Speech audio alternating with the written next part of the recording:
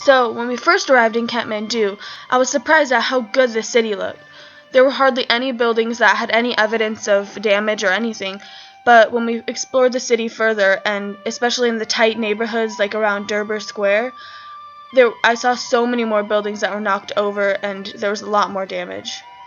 Yeah, it was really amazing how there would be several tall buildings fully intact without damage right next to buildings that had totally collapsed. Some buildings are braced with poles and beams leaning against the walls to try to keep them from falling or tipping any further, and there are tarps everywhere to protect against the monsoon rains. You look like this whole section is completely destroyed.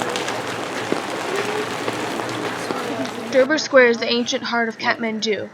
Although many of these sacred buildings didn't fall down during the earthquake, they're being held up by supports to help protect against all of the aftershocks. It's amazing how some buildings stand and others totally collapsed. And there used to be a huge temple. That used to be a huge temple.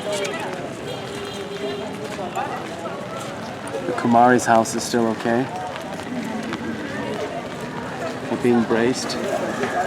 But even with all the damage, Nepali people are still visiting the temples, the safe ones, and making offerings and saying prayers. It's still the heart of their city.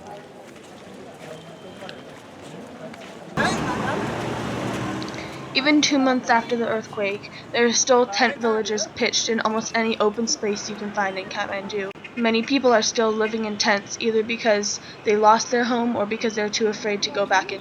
And in the center of town, there's a huge debris pile, just hundreds and hundreds of truckloads of collapsed buildings and temples piled in the park. Even in the small green spaces, there are tents set up, and most people have moved back into their homes, even though they're maybe damaged or cracked, but they're sleeping outside at night because they're still afraid of all the aftershocks.